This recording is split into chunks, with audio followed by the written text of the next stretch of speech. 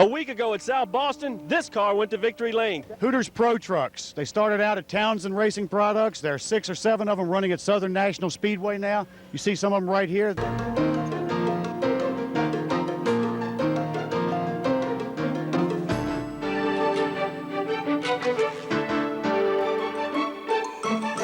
Well,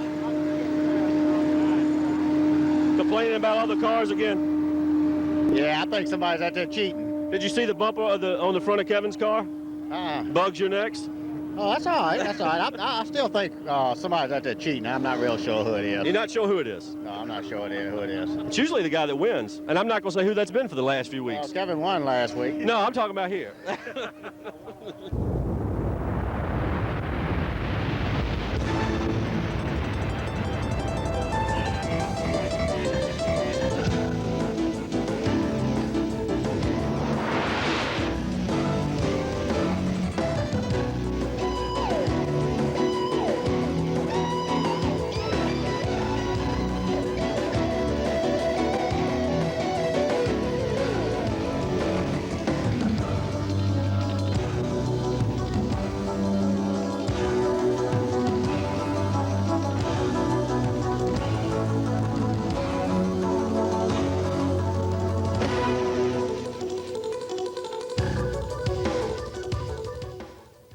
Well, welcome to Southside Speedway Illustrated, everyone. We're back here at the toughest short track in the South.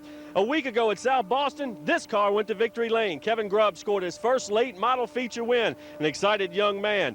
Right beside him is brother Wayne Grubb. He's been strong here at Southside. Tonight, they're both starting up front. K95 machine of Shane Lockhart. There's been a lot of problems here lately. Lockhart hadn't found victory lane yet this season, but look for that to change. Lockhart gets a little stronger every week. Tony Cully, well, he had a bad week last week, climbed the boilerplate, but he's back and ready to do battle once again. Lynn O'Neill's had some help from Bugs Harefield, and his car has gotten stronger and stronger. He wants to put that new sponsor into victory lane, and this car right here has been the most dominant car for the last few weeks, leading 400 consecutive laps here at Southside Speedway, and tonight, late model drivers will be chasing Bugs Harefield once again as he starts from the pole. And also tonight, for the first time, the Pro Trucks, the Hooters Pro Trucks, and Jerry Reed's with them in their pits. Thanks, Freddie. The Super Trucks are here, finally at Southside Speedway. Hooters Pro Trucks. They started out at Townsend Racing Products. There are 6 or 7 of them running at Southern National Speedway now. You see some of them right here. They are running at South Boston. They're running at New River Valley. There are more of them being built. In the near future, there should be as many as 20 of these trucks out there. There's hope that there'll be a touring division for them, but nonetheless, they are based on a late model stock car type engine. The chassis is an ASA, like the ASA AC Delco Challenge cars, 112-inch perimeter chassis. These things are mean, these things are tough. Freddie, come on in here and talk to us a little bit about the exciting racing we're going to have tonight, aside from the pickup trucks. I tell you, it's going to be exciting. I watched a lot of these guys in practice earlier tonight, and a lot of them were very loose on this track, so they're running 35 laps.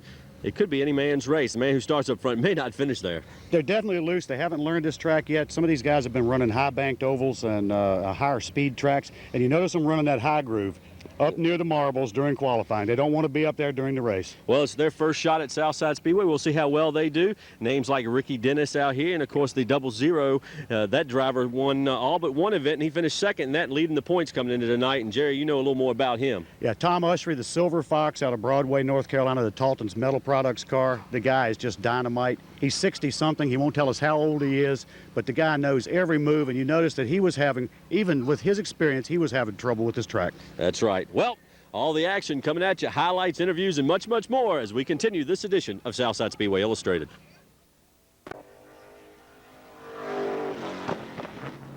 That's my brother Kevin. He loves to go fast. He loves to race.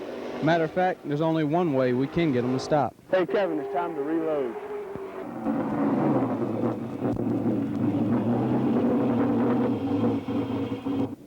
Bullets, that's the only burger we're stopping for. We tried to get Kevin to try another leading burger. He didn't think too much of it. Remember, if it ain't bullets, it ain't a burger.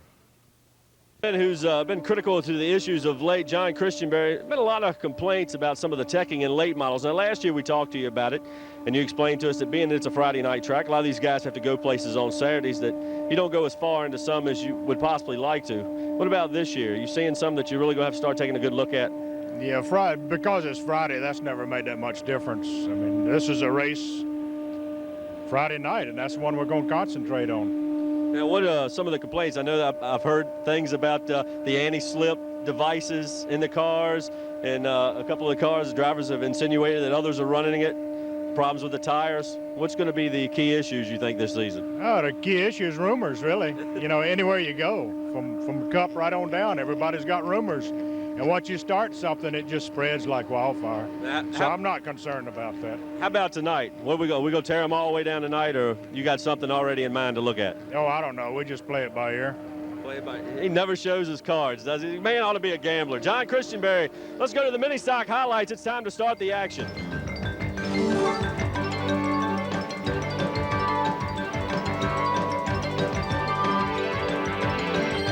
Hey man, there's a quaint little racing term known as stinking up the show. It happens at tracks sometimes when guys have really got to handle. Well, look what we got here. Tyler McRae and Chris Phelps have decided to start in the back of the pack so they don't do that and make it more exciting for the fans.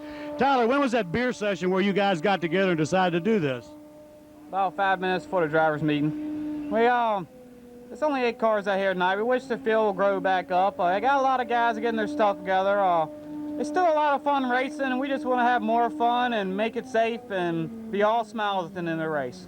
All right, that's Tyler McRae with his take on it. Now we're going to go over to Chris Phelps and have a chat with him about what made him decide to do this. Yeah, he come up to me and said, "Well, we're starting the back tonight." And I said, "Well, why not? We've never had to pass anybody here. I mean, me and Tyler have raced together, for a long time. Really didn't have to do any technical driving per se, to race somebody. So we're going to see what this Eastern Oil Virginia Army National Guard Dodge will do tonight. See if we can get up there, So. You always get those sponsors in. You're good for that. We love you for it. But this has got to be something for the fans. You want to give them a show. Well, they pay their money to come out here and watch it. And I mean, if they get to the point to where they're watching us race bumper to bumper and we never pass anybody, it's like whoever gets the pole, gets to jump, gets to win. Now we're in the back. Now we got the cars in front of us. We got some guys that are maybe 7, 8 tenths slower than us. We got to make up our mind. We're going to come up on them fast. We got to pass some cars. So we'll see what we can do. We'll make it happen. All right, these guys both decided they wanted to put on a show for the fans, and what a great idea. More drivers should do this. With McRae and Phelps at the rear of the pack, Adam Resnick and Brian Bradley would lead a field of 8 mini stocks to the green. The front duo went wheel to wheel for the first 4 circuits as Phelps and McRae quickly worked their way into 3rd and 4th. The crowd settled in for a pleasant evening. Resnick finally took hold of the top spot as Phelps made his way by Bradley for 2nd. McRae would follow suit to 3rd. As the pack caught traffic in turns 3 and 4, Phelps made a move to take the point. McRae moved into 2nd and closed in on the rear deck of Phelps for the final circuits. But time had run out and Phelps claimed the win, his first of the '96 season, followed by McRae, Resnick, and Bradley.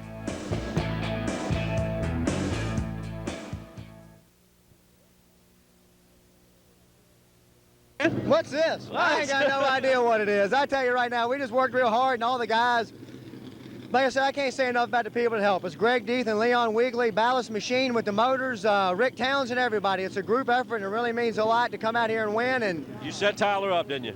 No, I didn't.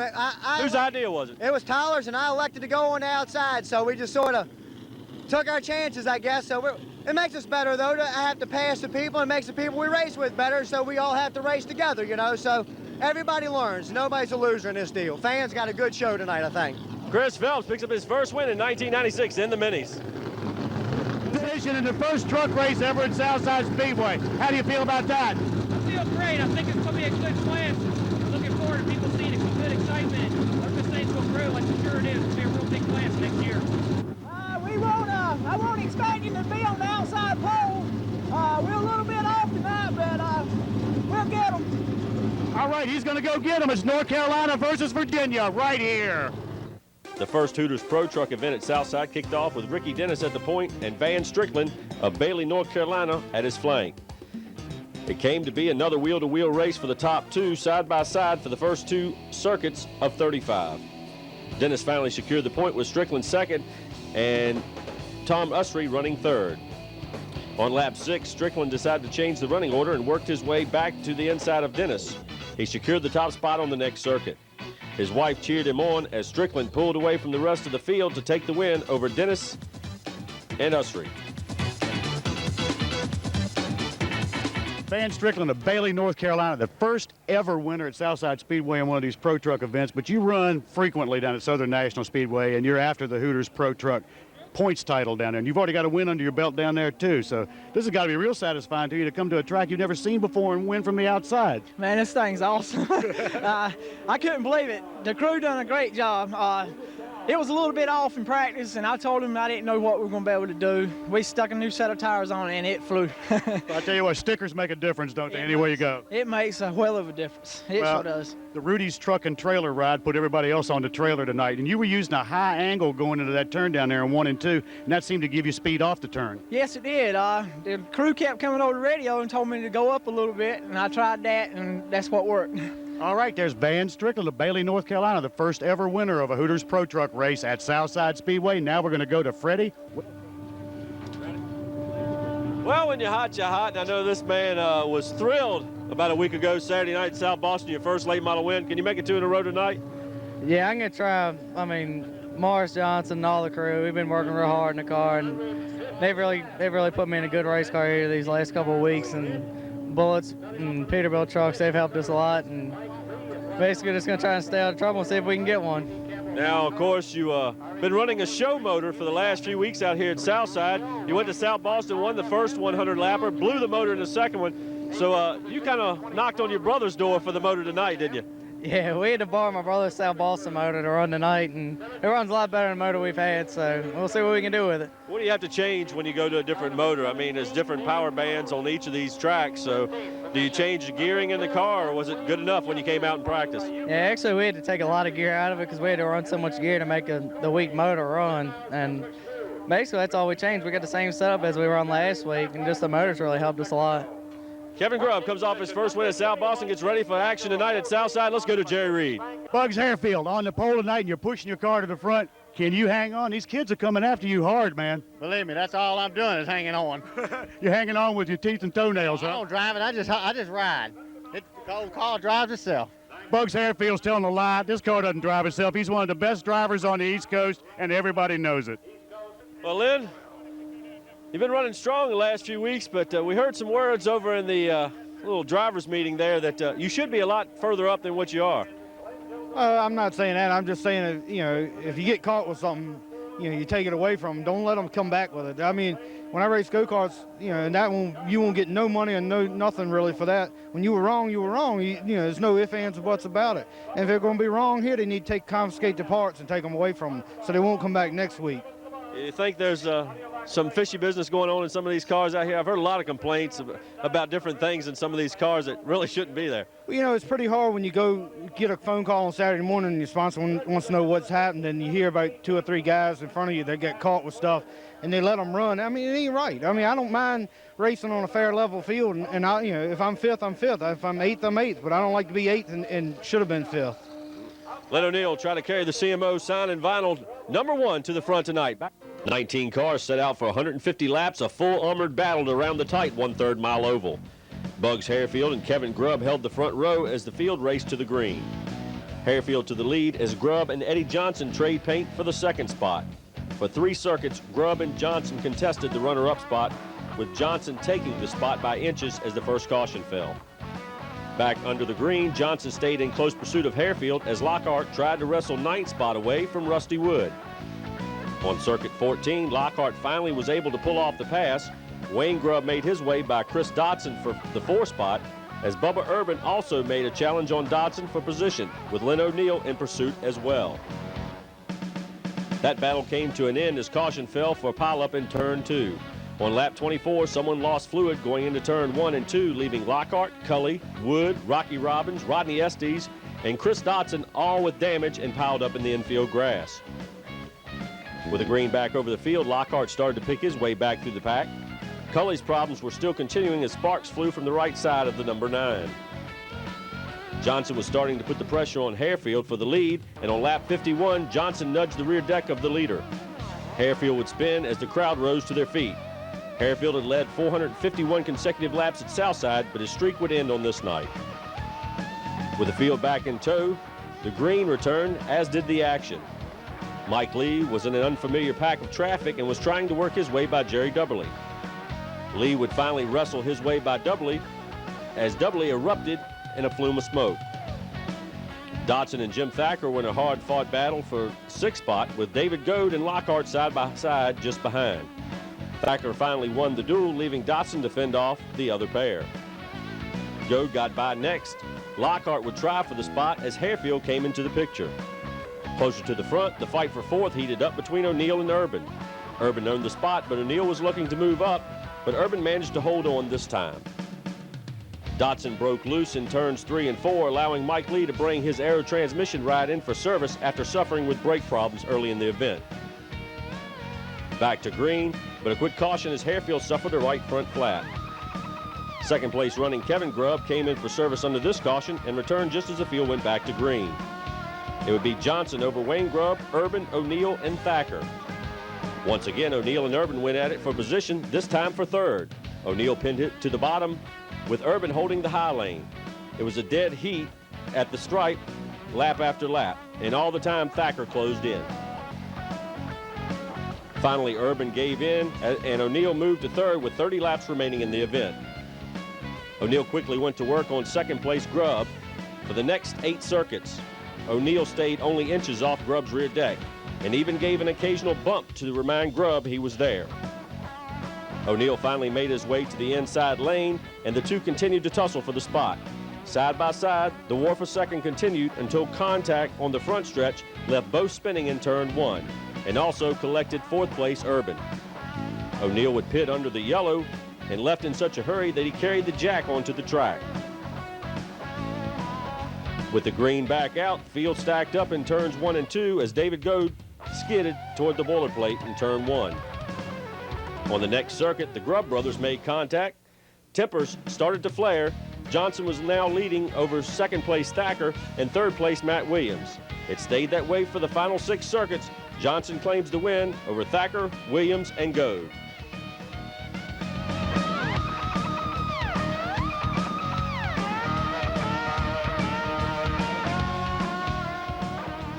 Street comes to an end tonight. A little bump in there in 1 and 2. Yeah, it was. It really ain't much to say. I had a good car, but I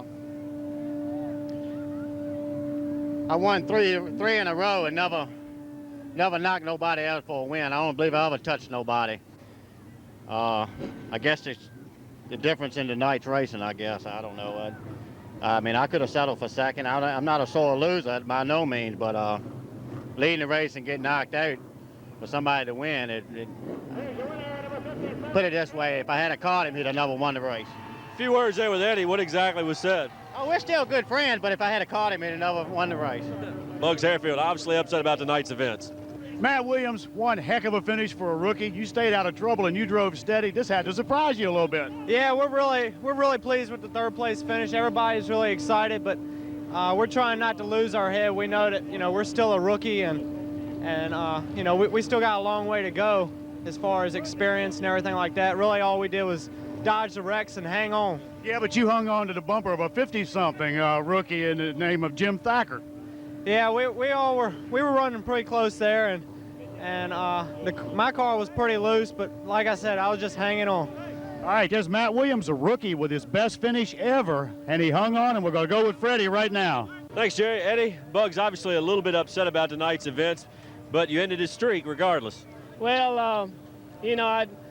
I didn't mean to get into Bugs, and I tapped him in the corner there, and I backed off. I didn't keep pushing. I was hoping he'd be able to straighten it up, but he was too far, too gone, and he's got a right to be upset. But hopefully we can work things out and get this thing going. He's a great competitor, and the Ashland Ford Thunderbird, we've been struggling the last couple of weeks, and we came back and qualified better this week, and felt like we had a really good car, and hopefully maybe next week him and I can put on a good show. I don't like to win races like that. I really don't.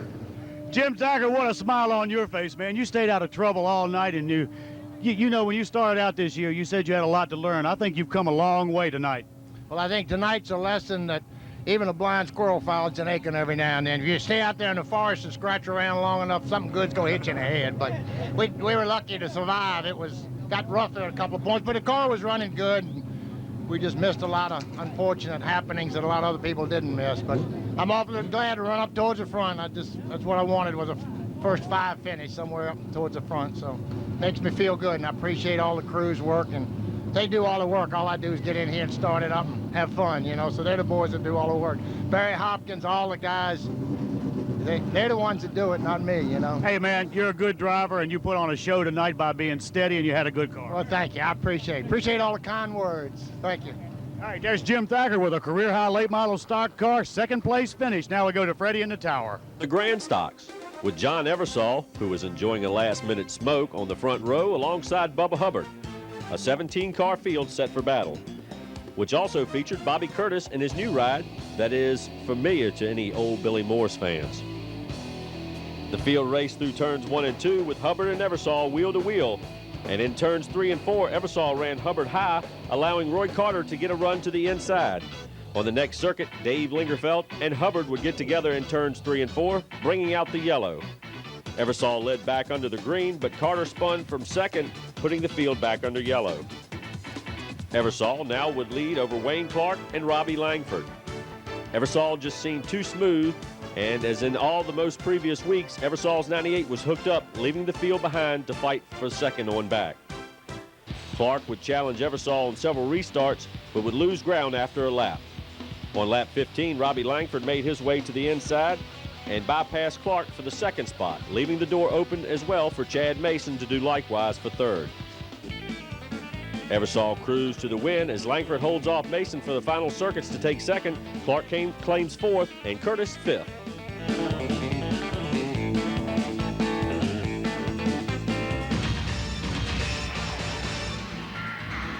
John Eversole, I like your new look. I like the way you win races. You did a good job tonight. Not only that, you put 3 positions between you and your closest points chaser, Wayne Clark. That's got to feel good on top of winning the race. I thought that was the key, was trying to get those lap cars between me and him so we could do some racing. I knew if I could get those cars between us where I could kind of run my line and relax a little bit, would be okay.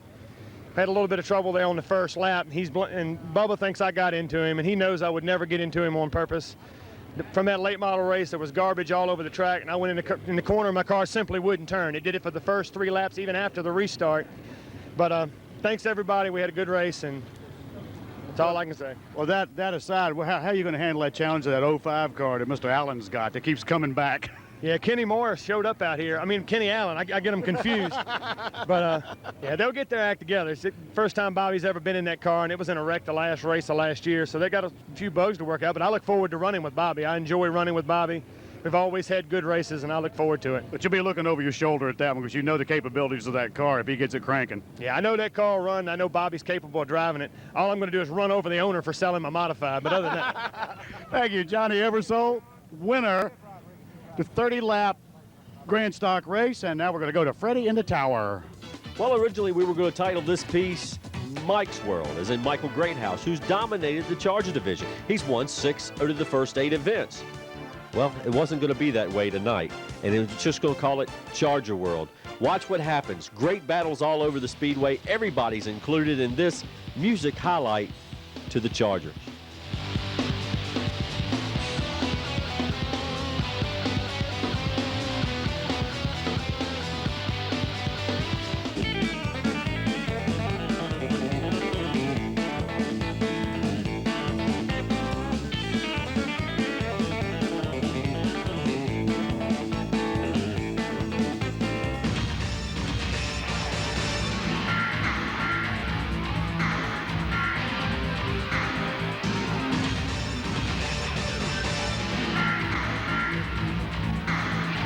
Well now, laps winding down. You've seen what happened. The man running third gets taken out. The man running second gets taken out. The man running first, Michael Greathouse, gets taken out. And that leaves the 4th place man who's run strong all season, Kevin Minner, with the lead with 4 laps remaining. They wind down, and we're going to go to Jerry now as he catches up with the Minner clan on the white flag lap. 1 lap remaining as Kevin Minner heads for victory lane, the first Minner there since Butch won somewhere when they raced with stone wheels. Ladies and gentlemen, you hear it from the Minner family. Here's Mom. You talk about an excited group of people here. They are looking for a victory for the first time in a long time. I don't believe it. This field. They come into the checkered flag. We have got a winner, Kevin Minter. Look at Mom. She's going nuts. Everybody's going nuts. You were third in the race for a while. You're third in points. All of a sudden, everything disappeared in front of you, and you're in the lead. What were you thinking? God is good. You thinking something's going to fall off the car? No, sir. No, nothing No, did. sir. I wasn't wishing nothing like that would happen. Tell you I was what, just thanking God. This is one of the happiest families I've ever seen in racing, and one of the happiest young gentlemen in the world right now. Winner in the Charger division, Kevin Minter, a long time coming.